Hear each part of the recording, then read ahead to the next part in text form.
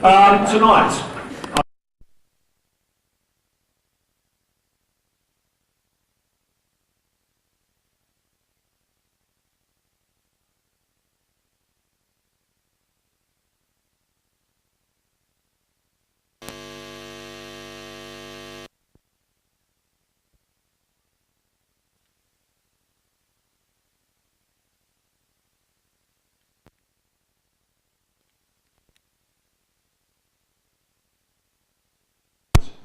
not really.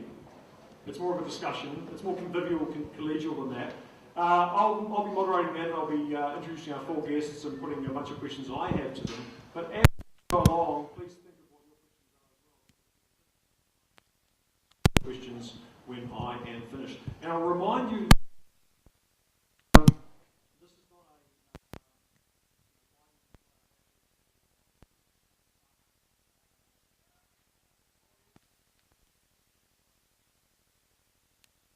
a politics session.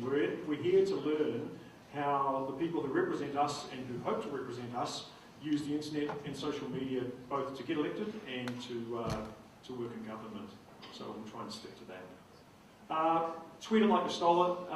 SMCAKL is the strangely pronounced hashtag, and as you'll see in a minute, that'll come up on our streaming wall, so everything you do will be aggregated under that hashtag. There was free Wi-Fi, you can see the signs around the room. Although if you're a Vodafone customer, hey, support the sponsor by not using the free Wi-Fi and just chewing up your data. I would firstly like to thank Vodafone for providing the venue. It is a fantastic venue, and it's not just a room. There are hard costs associated with this around personnel, AV systems, security, so they actually write a check for this, so good on you Vodafone, thank you very much. Oracle is our season sponsor. So the CEO of Oracle is here. He didn't want to be spotlit, but there he is. He's being spotlit. Thank you very much. This check was probably signed before you took the job, but thank you very much for not ripping up the check and cancelling it. I hope you'll get value for money tonight and for the rest of the season. The session sponsor tonight is Facebook, and we'll be hearing from Mia from Facebook in just a little while. Thank you very much for your support for the evening. And you're holding in your hands or digesting your tummies Pizza Fresca, aren't they great? In Vivo Wine, Mountain Goat Beer, appetizer stuff, and recorded cider. Tasty. Now Julie, where are you Julie? We never even talked about who this guy is. Where is this guy? Hey, come on up Mum. We've got a prize. You slowly make your way up and grab David's microphone. We've got a prize tonight. We always have prizes. If you've come before you'll know that. And the prize is for the best social post, either via Facebook or Twitter, using the SMCAKL hashtag, and that's decided by Jan. And she has no criteria, but look at her. Put your hand up, Jan. There you go. So if you win, hugs. If you don't win, the other 249 of you can do the opposite of a hug to Jan. All yours. Great, thanks Paul. So my name's Martin Bell. I'm the executive producer for the project, which is a 2-day conference on next week. I know some of you are already familiar with the project. I know that some of you here have already bought tickets to the project, which is fantastic. So this is a very quick sales pitch from me. And as Vaughan said, we're giving away 1 ticket at the end tonight. So next Wednesday and Thursday at AUT University is the project Digital Disruption. We've got 36 speakers. A number of international keynotes coming down, fantastic lineup. I won't go through all the names here now, but please encourage you to go to the project website, which is the-project.co.nz. Full program, full speaker lineup, and the ability to buy some tickets if you feel so inclined. So thank you very much. I don't really want to say any more than that. Looking forward to giving the tickets to a lucky winner at the end of tonight and hand over to the main event. Cheers. Thank you very much. And remember, any Facebook post or tweet using the SMCAKL hashtag gets you in, well, it's not really a draw, gets you in the very, very, very subjective process of maybe you win, maybe you won't. I'd like to hand over now to our special guest who, this just blows me away, has gotten in an aeroplane and flown all the way, risked disappearing off the radar, risked the transponder being turned off, but no, she came all the way from Sydney, Mia Garlick from Facebook. Welcome.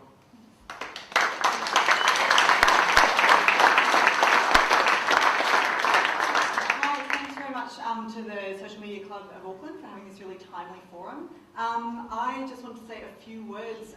Obviously, we'll leave it over to the experts in terms of the role that social media can play for elections and politics, but I just wanted to share with you three trends that we've seen on Facebook and Instagram in elections in other parts of the world.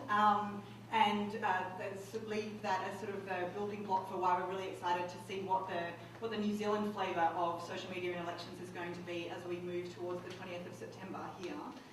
The first trend, I think, is we've seen generally candidates and politicians increase their use of social media in the lead up to elections, because it allows them to essentially stay in touch with voters in real time, 24/7 at scale. Obviously, politics is an incredibly in-person event in terms of door knocking and doing meet and greets and media doorsteps and things like that, but social media does let you amplify that out to a broad audience and just keep in contact. And one of the reasons I think we do see an increase in politicians engaging in social media is some of the lessons that we saw in the 2012 US presidential election, where how people get information is changing.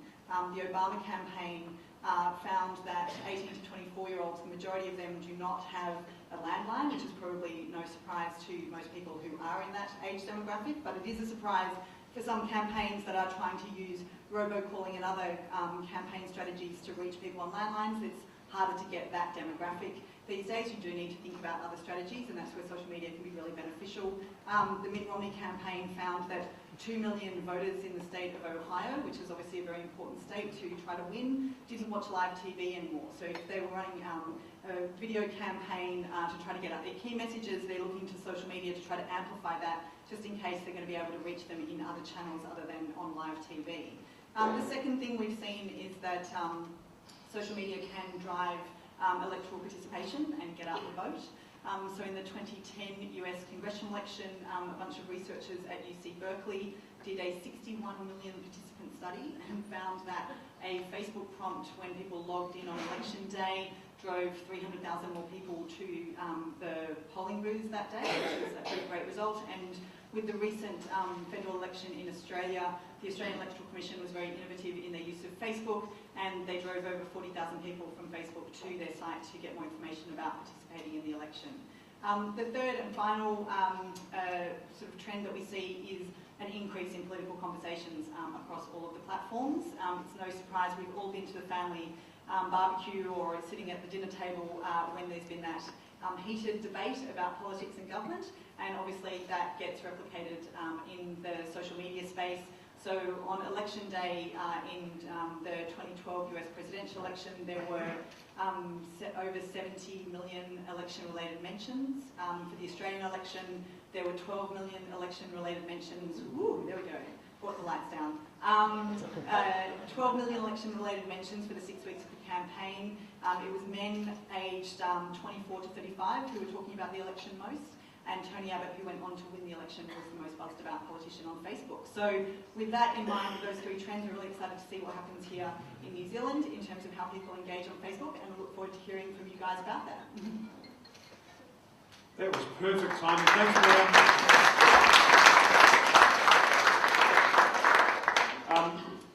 I was quite excited by your suggestion that Facebook could, or Facebook and social media in general, could supplement and perhaps replace door knocking, because my most traumatic experience of the last election, and I've told this story a couple of times, so apologies for the imagery, was a summer's afternoon, and I'd been mowing the lawn, and it was a hot afternoon mowing the lawn. It's not a very big lawn, but I was still pretty hot, so I decided to, I took off my shoes because they were all covered in grass. And my shorts were a bit sweaty, so I took those off as well. My shirt, well, I was halfway there at that stage, I took off my shirt as well. And relaxed with a cold drink on the bed. And Ponsonby Villas being what they are, the bed's very close to the front door. Knock, knock, knock, knock, knock. Nikki K puts a little nose through the window. I wish that had been an online exchange, I really do. Can our panellists please grab yourself a bar stool, and I'll introduce you once you're all settled down.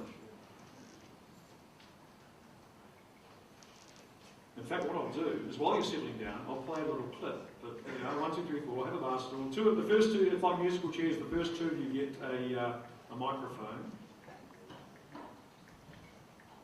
Can you understand the consternation that your tweet has created? Well, I was actually referring to the nature of 19th century European colonialism, but that's a bit much to go to 140 characters. Well, it out of context, saying white people love to divide and rule is a pretty controversial remark if people don't see it in context. Do you accept that? It's not a wise thing to put out there. I think the tweet was taken out of context, and some people have interpreted it maliciously. Well, explain for us then, and for viewers who are talking about this, there's a lot of tweeting, Twitter activity going on. Explain to us what you actually meant by the comment. Sure. Yeah. Let me tell you what's going on with you are, sweetheart. It's that vinegar-faced, manipulative, outside fashionist girl that is about talking fucking job. Fine, hang up, having you fucking hoity-toity fucking... That's the curse words, right? Kiss my sweaty balls, you fat fuck.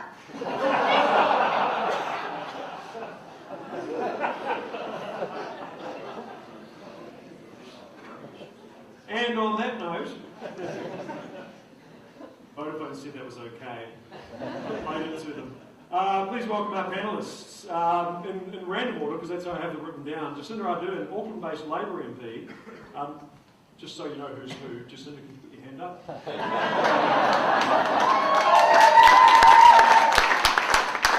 Oh, if you're going to be like that, you're going to need to clap equally for everybody.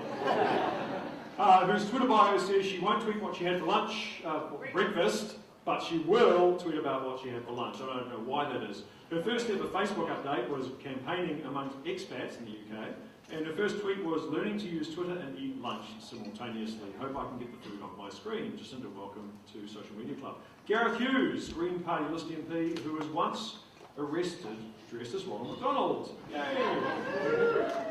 These days, the Burger King would be more on trend. Like scuba diving, no connection there, his Twitter motto is connect, construct, contribute. First tweet, do you remember what it was? I'm on Twitter, woohoo! His first Facebook update, McDonald's related, good causes sometimes call for embarrassing costumes. Okay. Vikram Kumar, oh, where's the cat?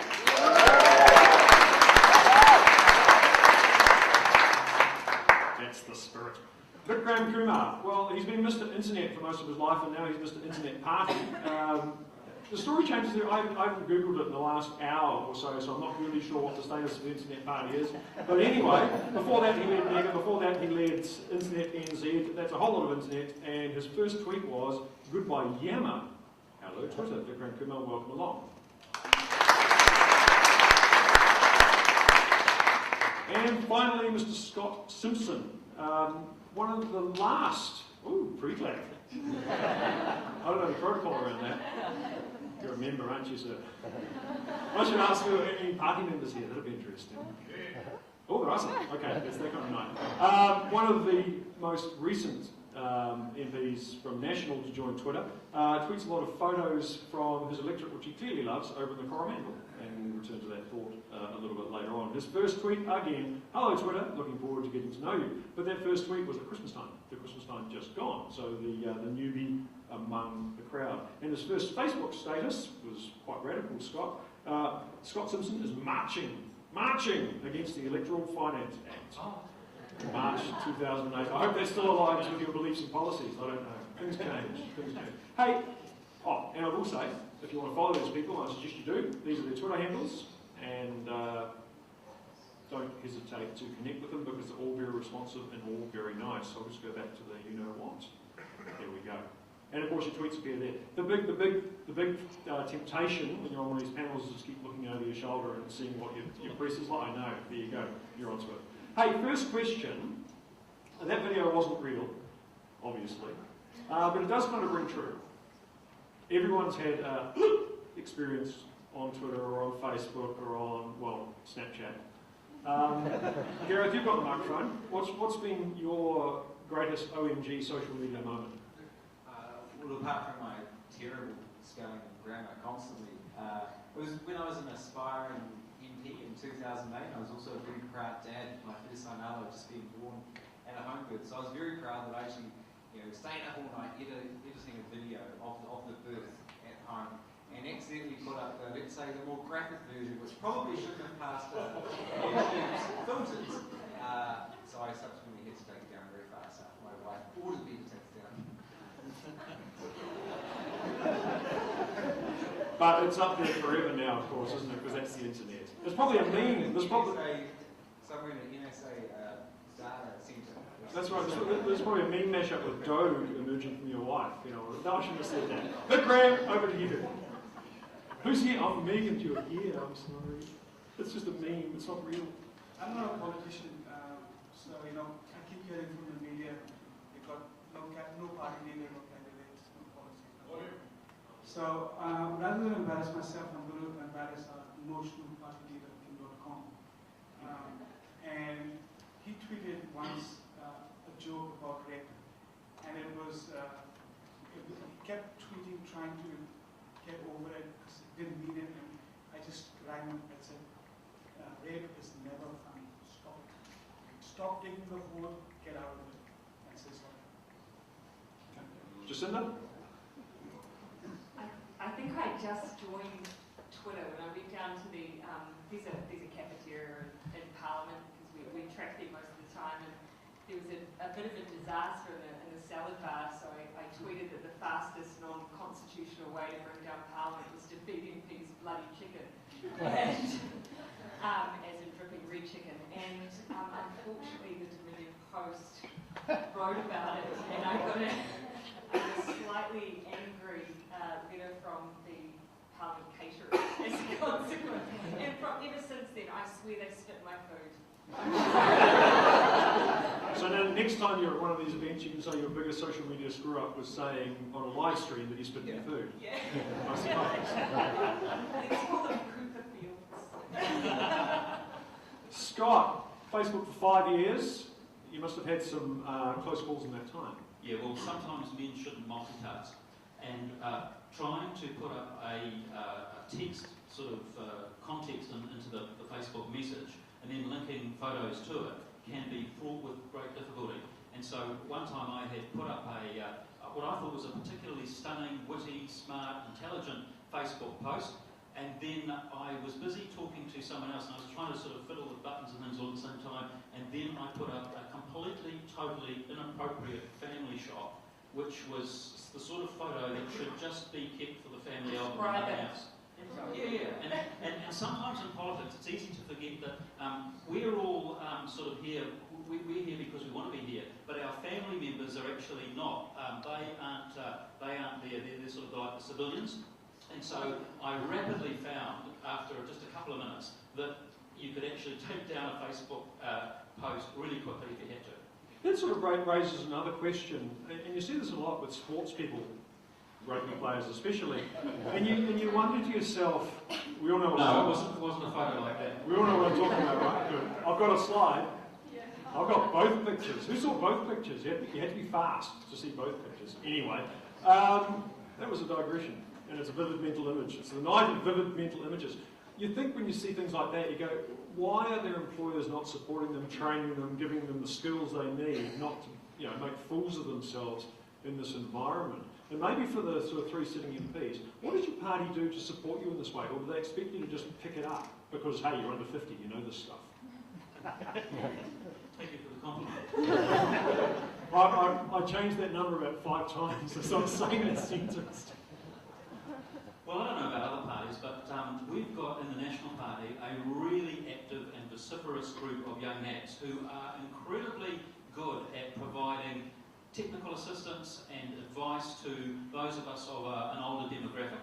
And what's better is also they're pretty good at offering what a former employer of mine used to describe as balanced feedback about various things you do or you shouldn't do or do. So we get some advice, we get some. There is certainly help and assistance available to us through the party mechanism. Gareth, you do a social media boot camp over the Greens? No, I mean, we chat about it. So, I mean, one thing people might not know about the Green Caucus is we go on quarterly retreats where we hang out and we talk politics and strategy. Google Circle Hangouts, right? Yep. and you know, the breaks we talk about Twitter and stuff. But and I always get asked the question because I'm the youngest in our caucus. And I remember an older MP who's now left the Greens and retired. She asked me, "Gareth, on Facebook, all these people keep approaching me wanting to be my friends, but I don't even know who they are." They voted for you, politician, obviously, we want to get as many as we can. But, and I was recently asked by the nation about it, and the fact is the Greens, we don't have any guidelines, and actually what you've seen is very few guests from all of the Green MPs, and all of us on Twitter, all of us on Facebook, Because what we do is take the same approach we take to the parliamentary debating chamber, which is, be positive, solutions focused, not pay the person, pay the issue, and then we carry that over to our social media. So there's no sort of guidelines or thing that we've got to refer to. It's just sort of, I believe, second nature to us. Yeah, Jacinda, I was speaking to your old boss, Helen, a few months ago, and she said she's got no guidelines at the UN either. She just tweets what she likes. Is that the case in the Labour Party now? Can you just tweet what you like, or are there rules? Yeah, I mean, I think you've got to be really careful about too many rules when it comes to social media. I think the whole reason that people are on there and making the bold step of following a politician is because they want to get a sense of who they are. And I think if you're too prescriptive around what that looks like, you don't get a sense of who the person is. So really, all we ever ask of our MPs is just to apply some good judgment and be yourself. I mean, that's why Trevor's feed is what it is. Well, let's just work off that a little bit. Some MPs on social media is like a comedy show. You can't tear, well, somewhere between a comedy show and a car crash, you can't tear your eyes away. Outside your own parties, and maybe Vikram will start with you on this, who are the politicians, New Zealand politicians, on social media you enjoy watching and engaging with the most? No one. No one! Come I on. really find the average discussion that most politicians have on Twitter and Facebook to be like an inside joke. It's for those people who like watching Parliament TV and live tweeting. Absolutely, you get the jokes, but I don't.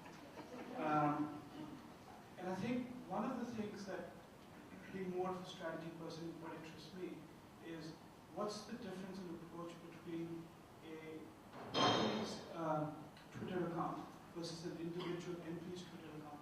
And I don't think we've quite got the right balance in New Zealand yet. That's one of the things I'm looking at, is what kind of social relationship are people happy and willing to have with a relatively anonymous party account versus an individual. Jacinda, you were mouthing me something, and I didn't know what it was, but I presume it says, give me the mic. No, that wasn't at all what I was just interested in who you follow, because, I think you make a really good point, that we do have to be careful that if we're only ever talking about Parliament TV, then basically we're speaking to the insomniacs of New Zealand, and that's not exactly like it. So, yeah, we do have to be careful that, I'm really mindful if I'm going to do a tweet about something that happened in question time, that I don't make reference to the Speaker's call on standing orders at question time, and because there is a lot of really insider language in politics. It's our job to try and demystify that and be mindful of your audience. So who does a good job? Who do you like? Across, elsewhere in the House? On the other side? Yeah. I follow Toe, but for different reasons. That was a very easy answer. I follow people. Moana Mackie, she is a Labour MP, but she's really good. She has a nice balance between hitting the issues and being really funny as well. So. Gareth, who do you like among the frackers and asset sellers? I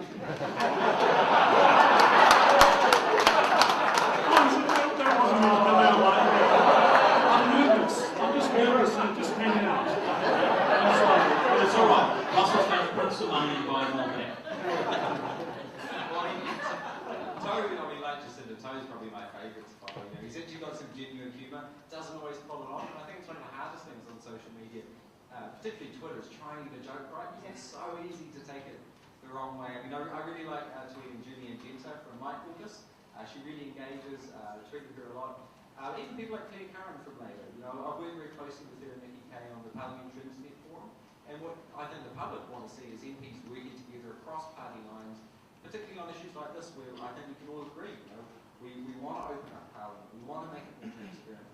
We want to get simple things like we got, which was live streaming select committees, like a hashtag in the Parliamentary address book.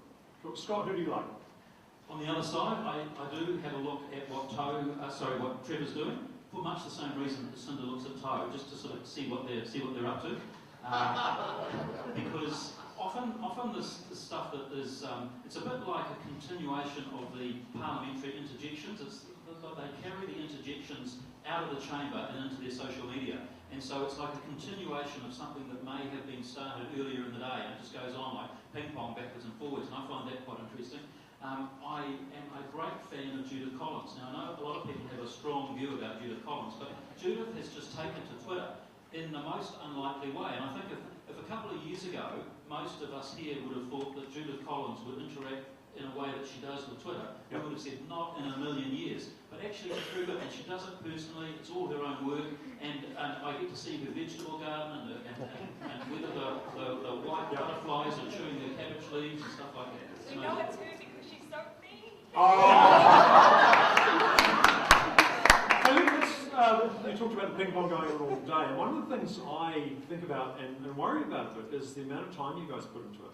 I mean, I kind of do this kind of for a living, so I've got an excuse to be tweety.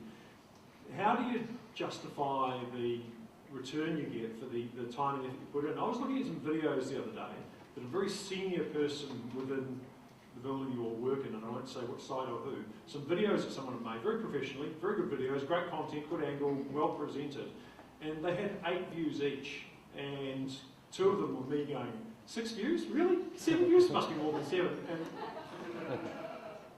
And how do you justify, how much time do you put in, and how do you justify that investment? Well, I'm just a really newbie at this stuff, so I'm not probably putting in nearly as much time as many others. I find that, look, I'm a backbench MP representing a far-flung rural electorate, so I do an awful lot of driving, an awful lot of, my carbon footprint's not very good, I have to say, Gary. So I do a lot of driving, which actually means that I can't devote as much time, for instance, to the social media that maybe a cabinet minister can, and I know Judith has already said that. She does a lot of her tweeting when she's sitting in the back of a car being driven around. Now that's a luxury that, as I say, a hard-working backbencher doesn't have. I don't know how others do it. I mean, I couldn't quantify how much time I put into it, but it's something I take seriously, and I do prioritise it. It's something I look at, when I get up early in the morning, it's something I look at before I go to bed.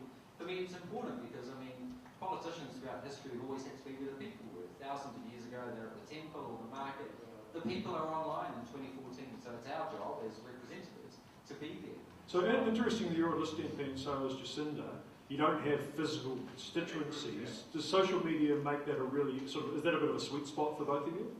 I don't know that I notice the difference. I mean, functionally I have an office in an area, I do constituency clinics, I take on cases the same way an elected MP does. So I don't know that I would say that is necessarily true, but you do what everyone else does when they're trying to prioritise stuff in their life. I mean, everyone here who uses social media is juggling a range of things in their lives. You use Hootsuite, or you cross-post on Instagram, and you just use the tools that are available to try and cover off all the different networks you choose to be a part of. And I'm not particularly prolific, so that's probably how I had heard social media described earlier on, I think it might have been by Russell, who's in the room somewhere, as the mortar within the bricks of your day. There's always room for a little bit of mortar. Vikram, I want to talk to you a little bit about the idea of virtual constituencies, because that seems to me one of the forces behind the Internet Party. The idea that we feel that the communities we belong to are not just our street addresses, they're the communities of interest, the online communities and things like that. Is that part of what motivates you? So as a new party with limited time, the social media gives you tremendous reach at low cost. But anyone who thinks that social media on its own is going to win an election is obviously wrong. It's definitely an amplification of what we can do. And so one of the really things that I'm focusing on is the million people who choose not to vote in an election. And 40% of them don't vote because they're disengaged. And what I worry is that when they see what's happening on social media between politicians, they'll get a little more disengaged. And so we've got to try and find ways to engage with people. And quite clearly, Twitter in particular, and this is backed up by research, is a tool that's used for conversion. So you're not going to get people to vote for your party if they're not otherwise inclined. Twitter, Facebook is essentially an engagement tool. And so it's really important to have those communities. But I think it's also really important that it's complementary and supplementary to what people do face to face. I'll get back to the way that we all plan to use social media to engage and motivate the electorate in a minute. But your point about Twitter and Facebook not being a conversion tool made me think about some research that came out of the States recently around the difference between that online community and the real world. Because I think the thing with your online community is self-selected. You know, generally speaking, you're choosing to be with the people who share your beliefs and interests, so you're unlikely really to be challenged or have your mind changed. And the example this Pew Journalism report gave was around gun control, as it happens. And following one of the school shootings, one of the too many to list school shootings in the States, they looked at the mood of Twitter, and they found that Twitter was 3-to-1 in favour of tighter gun control. Then they did an actual public opinion poll and found it was 50-50. The mood of social media is not necessarily the mood of the nation. I was talking to Guy Williams the other night, you know, the very clever guy, the comedian, and he said, as far as he's concerned, Twitter and Facebook are 1,000 people in Greyland and Wellington. Is you know, qualitatively, is there the more time you spend on social media, is there a risk, is there a trap that you make that mistake, you confuse that mood for the mood of the nation? And if so, what do you do about it? How do you avoid that trap, I guess is the more positive question. Well, you avoid it by being absolutely in touch with every other segment and grouping within your constituency. So in my electorate of Coromandel, there are 60,000 people who vote, but I've only got about 600 followers. I'm hoping tonight to end up with about 1,000, so keep liking and favouriting and doing all that following. But, so I've got to be very conscious that my social media audience is actually just as important and just as relevant as my farmers, as my horticulturalists, as my seniors, as my young people, as my families, or anybody else, any other of the constituent components that make up my target market. So it's just another layer in that mix. Jacinta, mood of Twitter versus mood of the nation, is it a thing for you? You know, as someone who has an electorate that kind of used to cover Greyland, maybe that's not a bad thing. You know, I think you have to be, I think all of us actually are aware that social media is a platform for engagement.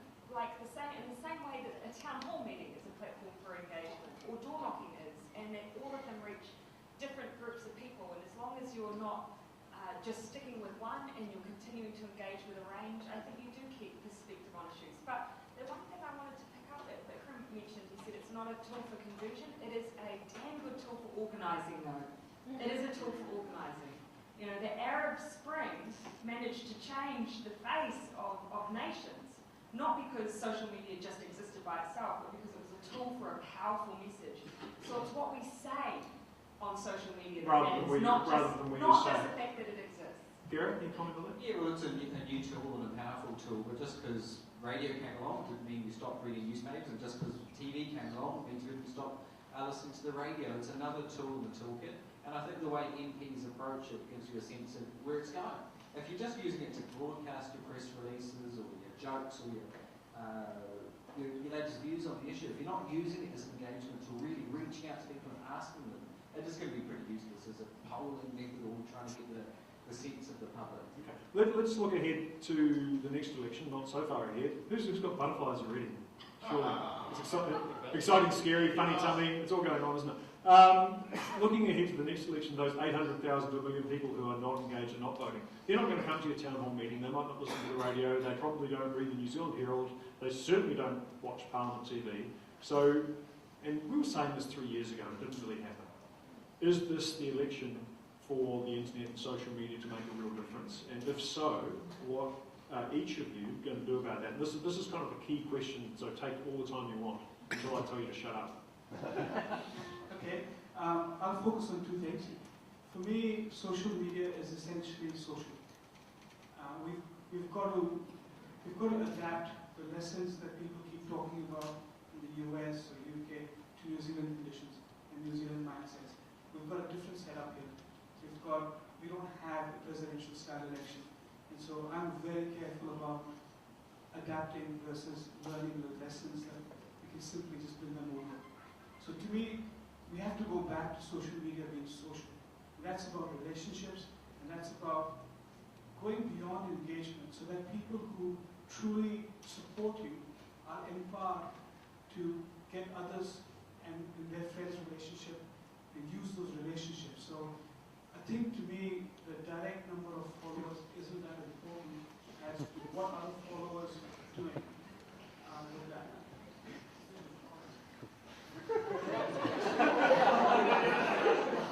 Focus, background, focus.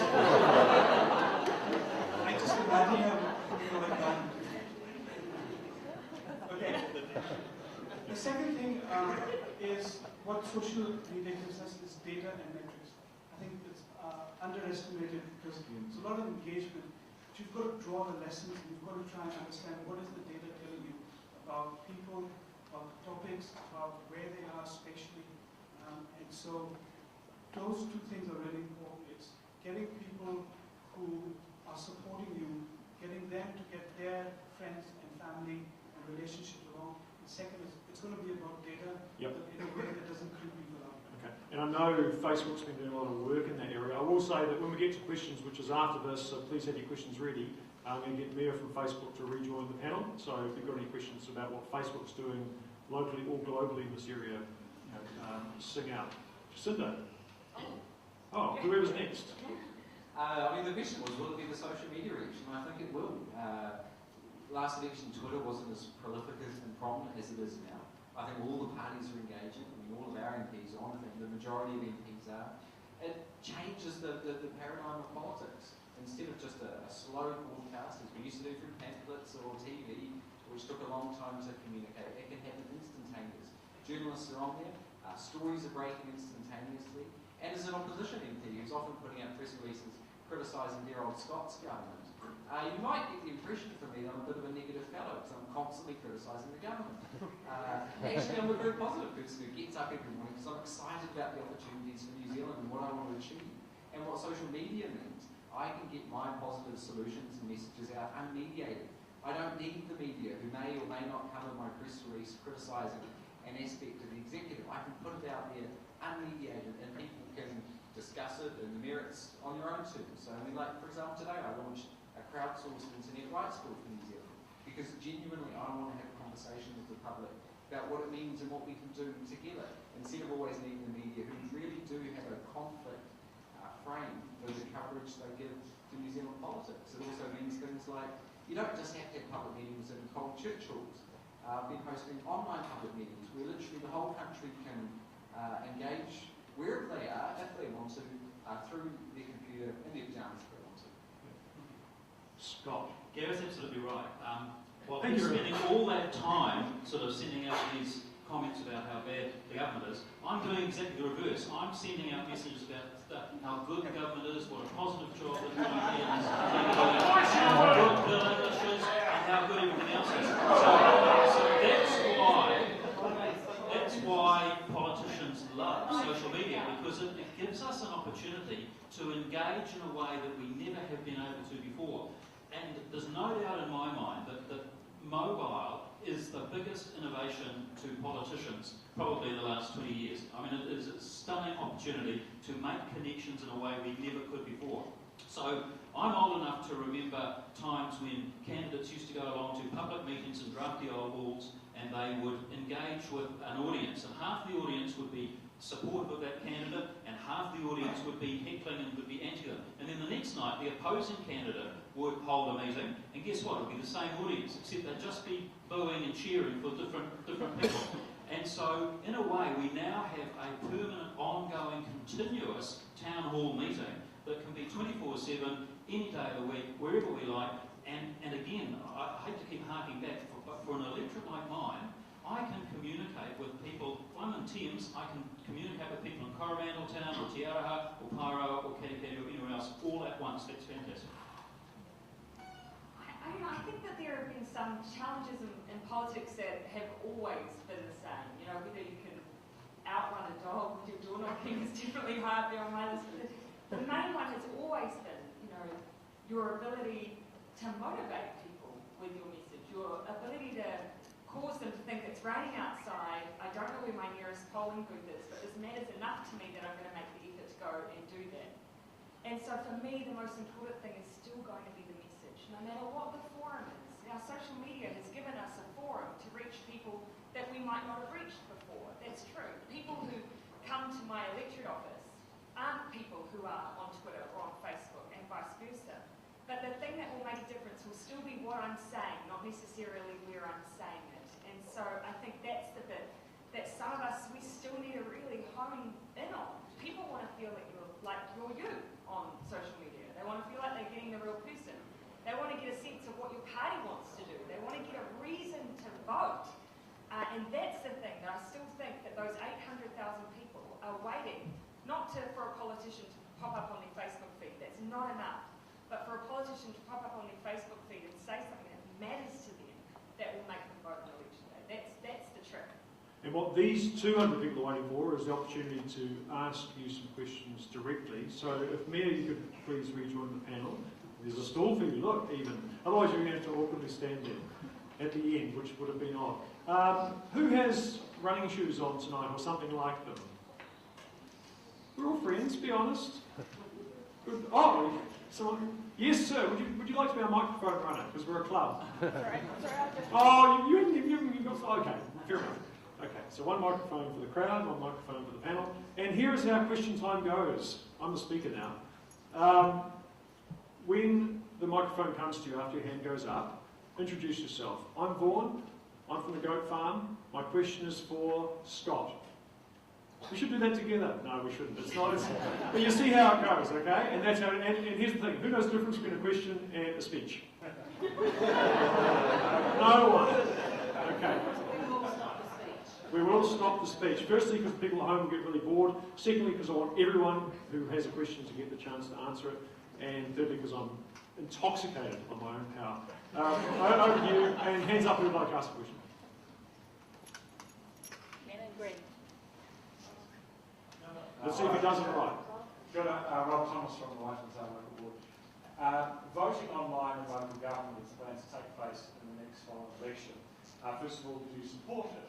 And also, how do you think that will change social media? You didn't say who that question was for. 2 out of 3, Rob. Could do better. Achieved. Absolutely, Rob. I definitely support it if we can make sure it's secure and we can have confidence in the integrity of the data. Because we've seen some problems overseas, but what I want to see is more people engaged, get the chance to vote.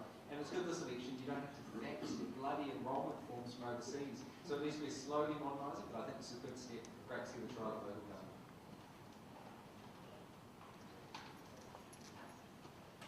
My name is Alan Chandra. I'm an education advisor here. My question is what I question basically. People have on social media their favorite leader as well as their opposite leader as a friend list. Am I right? Because most people, they have a favorite leader as a friend on their social media and the opposition party leader as well. Now, that point of time they confuse sometimes the opposite party leaders. We are with you. So what are your comments? I'm going to ask you for Let's just have one person volunteer to answer, if that's okay with you. Well, I don't follow any other leader but my own. And maybe that's not good, but it doesn't mean that I don't look at what they're saying. There are a couple of terrific list features on Twitter that I've discovered. I didn't even know that existed until a month or 2 ago. And so I can just follow, there's a parliamentary list, I can follow what all the MPs are doing. And I find that really helpful without me having to follow.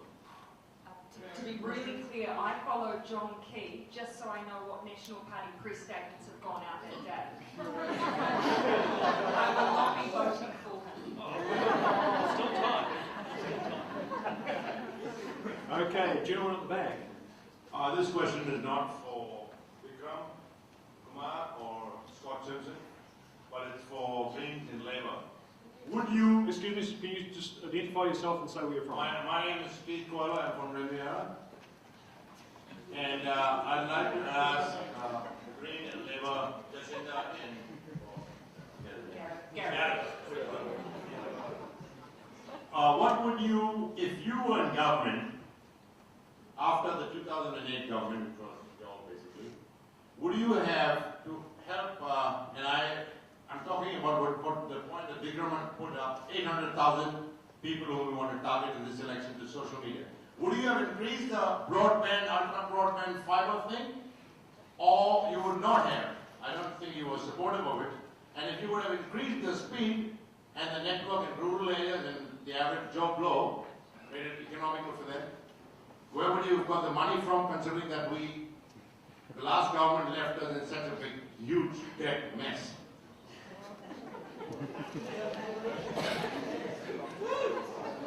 Choose one of those three questions and answer it. Well, thanks for the question. Yeah, I mean, I support the government investing in internet infrastructure, and I voted for the government's $1.35 billion ultra-fast broadband initiative. What I'm calling for now is for the government to take a cornerstone share in a second internet cable. Because what I want to see is more competition, more resiliency, and no limit to our exports overseas. $50 million, I see you wiggling your fingers. I think this is critical infrastructure, and for less than the price of a little park they're building in Wellington, we could build a second internet cable around the world. We can't win if we're going to try and compete with other countries to degrade our environment, to only hope we can find oil in the sea. We can win, and there's no limit to the software, to the services, to the expertise we can use. That's our economic future. That's where the jobs are going to come from, and you can expect a whole bunch more internet economy supporting policy from the Greens this election. I'm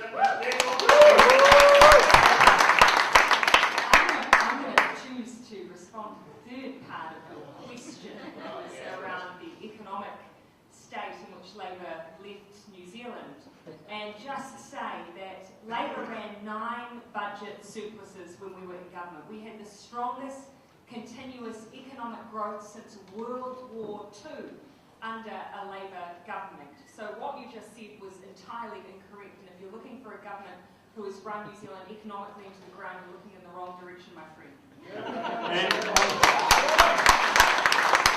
Well, that was the question, and that was an answer to one of the questions. I'm going to draw a line under that sort of question and answer. The international connectivity problem, I think, I was speaking to a guy who runs one of our ISPs, could be solved with a bit of lateral thinking, because it turns out that you're nodding, Jacinda, and I can see why you're nodding, because 30% of our international internet traffic is pornography. If one of you were to commit here in front of this room to stimulating the domestic porn industry, we wouldn't need another cable. Next question. You said that an Australian could track who was winning via Facebook. Is that the sort of data you would be prepared to release during the New Zealand election? Oh, I think I'm getting words put in my mouth there. For the Australian election and for the Indian election and the US election, we worked to build dashboards to basically just identify who was getting mentioned the most out of the political leaders, and we are hoping to be able to do that here as well, just so that people can kind of see aggregated, anonymised basis, sort of who were the most mentioned among the political leaders. Why doesn't Facebook conduct an opinion poll? I'm sorry? I think it does, actually. And you, sir? Johan Chamberlain for What We're Doing Online. This is for everybody but Jared. So the Green Party launched... Just pick two, because otherwise you're going to be here all night. Okay, just inviting Scott then. Green Party launched an initiative to crowdsource the Internet Rights and Freedoms Bill today. I'm just wondering if that's going to be viable for the New Zealand public. Are we savvy enough to be able to do this kind of undertaking? Look, it's a good question. I haven't seen the details of Gareth's bill that he launched today, but it's not so much a question of are we savvy enough, it's a question of we have to be savvy enough. As a nation, we still have the constraints of being geographically isolated, and there's no doubt in my mind that internet and social media and our connectivity with the world is actually our greatest advantage. So we can turn some terrific opportunities that used to be disadvantages for us as a nation now into an absolute positive. And so I'm going to look at what Gareth's done. I haven't seen the detail of it, but hopefully we can see some merit in it. Hopefully. Yeah, I haven't seen the detail either, but I'm interested in looking at it because it sounds like the policy is similar to what Labour's talked about around internet rights and freedoms as well. But never say never. Why couldn't New Zealand be a leader in this department? And you know, there's nothing lost in trying.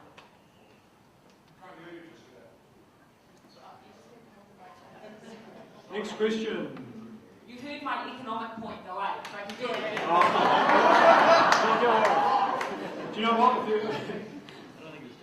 If you were to look over your shoulder and read the Twitter wall, what little criticism there is of tonight is that we're getting into pure politics and not politics in the internet. So let's just read that. Let's read the mood of Twitter and Facebook and mistake it for the mood of the nation just this once. Sir. Yeah, hi, John Holley from Kingsland and still a Blue supporter. I just want to ask a question that having said probably for Gareth and for Mia. It's about the ethical and moral dilemmas we face with Twitter and Facebook and hate. Having seen it actually causing deaths, how do we go forward in society? We haven't seen it in New Zealand, but I've seen it up close, and it does get very nasty. How do we put controls and measures into place? Because there's a difference between free speech and hate. Do you have? I'd like the Facebook perspective on that first, if we may. Is there one? Yeah, sure. Okay, cool. On Facebook we have community standards, and our approach, I mean, we're trying to provide an open platform that allows everybody to express themselves freely, but we do draw the line where we're concerned that it's going to impact people's sense of feeling respected, trusted and safe.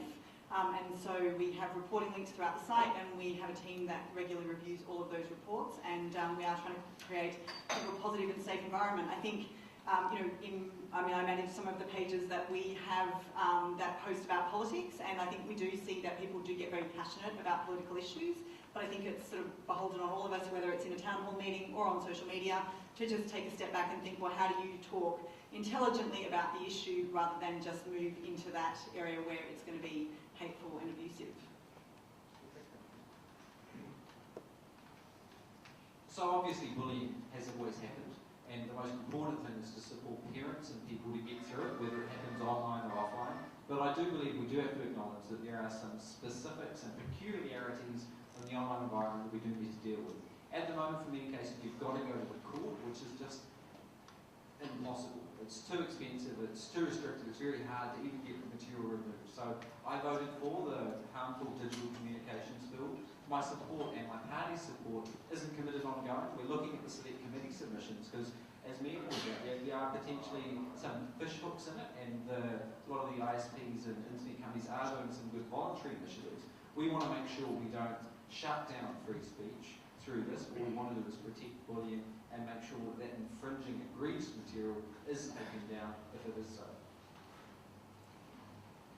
Yeah, I have a rule that I personally don't really kick anyone off or censor anything that anyone says. I think I've only ever defriended one person, and that was for some pretty extreme behaviour, because I think that we're there to be accessible, and that means that you're going to get a bit of stick. But trying to constantly weigh up the accessibility issue and the freedom of speech versus when stuff goes too far, I'm still really concerned about. Not from my perspective, I bought into a mucky game, but I visited a group called What's Up recently. They're a children's helpline run through Bernardo's. And I asked them about some of the biggest challenges that they face with the children that call that helpline. It's like Youthline for kids. And they said that bullying had been amplified by social media. Social media is not an evil thing, but the way that we use it can be extremely harmful, particularly for kids. And so my concern is, when we have bills like this, how accessible is it to protect a child through those kind of measures? How likely is it that a child's going to take their online bully through the court system? And yet that's actually where I think we need to really focus in on the harm that social media can do for kids, and how much even parents are able to protect them from that. Yeah. I mean, the point Gareth made, there is a lot of hysteria around this, cyberbullying and online bullying, and one figure I keep coming back to, I have a particular interest in social media and suicide. And I know that's the extreme end of the, you call me a nasty thing to either deal continuum, but it's a measure. And a number I keep coming back to is that, Facebook went from 0 people in New Zealand to 2.4 million people in New Zealand over 10 years. That's one line, imagine the graph. The other line is the suicide rate in this country. About 500 people a year for 10 years. It hasn't changed at all. So I know that's a really blunt statistic, but if you see bullying, if you see suicide as being the extreme demonstration of response to that kind of activity, perhaps it is just something that's always happened. It's just having it in a different place, and the opportunity is to use that place to do something about What it. you're saying about the hysteria issue, you know, and we don't want to get carried away because he's a buzzword in the media, for instance, but bullying has always existed. But what, you know, in my day used to be a note in class that you could dispose of is now online for the world to see. And I do think that that has a different effect. Yeah, now I do have another question, but I want your questions instead. I saw you first, but your hand is high. Ooh, time for one more. Two more. Come on, two more. So it's you two over there, you and you. And the rest of you, tweet these people. Or Facebook message these people. Very embarrassing. I saw you look at me, man. Okay, my name's Simon. I am a hopeful candidate for Labour in the future, but that's not the how I'm asking the question. It's for me. I'm asking as a lawyer, New Zealand's first autistic lawyer, as it happens. You talk about protection through Facebook, and yet I found this out as a lawyer dealing with people. If you want to report something, you've got to go through your police protection unit. It takes at least 3 days, and this is what I found as somebody who's been dealing with clients. Surely, with that, and from personal experience, that's actually to a degree actually removing sovereign power from nations like New Zealand, taking our law enforcement facilities and actually basically being a law into your own right. Would you like to comment? Speechy question, but not a bad question. Sorry. I mentioned the community standards before. It's quite clear, I mean, we make it explicit that bullying and harassment is prohibited on the site. And we have report links. I'm not sure what your specific experience is, so I'm really sorry I can't comment on that. But you know, we get reports in all the time in terms of things that people see on the site that are not right, and we action those within 24 to 72 hours. It doesn't have to go through a police integrity unit. There is a separate channel in relation to law enforcement where obviously we're trying to balance user privacy and the legitimate interests of societies and governments such as those in New Zealand to protect their citizens. And so if it's a valid process and meets the sort of standards for getting access to data under New Zealand law, then we will help law enforcement if they're trying to prosecute crimes in that sense. But that's sort of separate to bullying and harassment, which we just remove the minute that we're notified about it. And for the very last question of tonight, before you ask this question, I see you pointing. Good. I want to ask Facebook. You'll have, well, I will say, our last question to the floor is going to come from here in just a moment. However, our panellists will be staying around, I hope, for the next half hour. We've got the venue for the next half hour after this. And after that, we're all across the road at the Sofitel bar if you feel like having a drink at the Sofitel bar. Madam. Another question for Mia Sandra from Communications. Mia, on election day, the media are not allowed to cover the elections. How is Facebook going to cover? Can you put your mic closer, please? We can't hear you there. Sorry. Do you want me to repeat the question? No, yeah. On election day, how is Facebook going to handle the coverage, or how you, because media can't cover what's going on? Are you going to get the results live? You get the gist of the question, yeah? Yeah, sure. I mean, I'm aware that there's the Electoral Commission's guidelines in relation to what MPs can post. And so, I mean, to the extent that we're advised that there are things that are violating local law, we'll IP block them so they're not available here.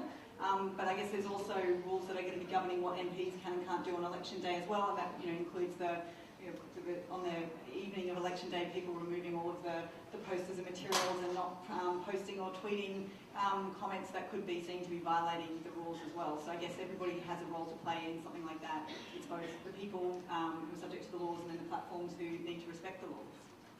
I think what she meant was within the guidelines. There you go. Maybe it's like a bar, but I feel like you're already... I think now's the time for a big round of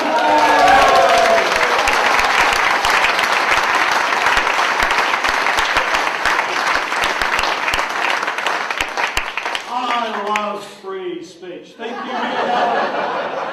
for coming across from Facebook. Thank you, Vikram Kumar, from coming from your floating underground cave off the shore of Hawaii, wherever you're headquartered at the moment. Thank you, Jacinda Ardern, for last time I checked, still being in the Labour Party. I haven't Googled you in the last hour, so I don't know. Thank you, Scott, for driving all the way out to Coromandel. Thank you, Gareth, for riding your bicycle from wherever you have come from.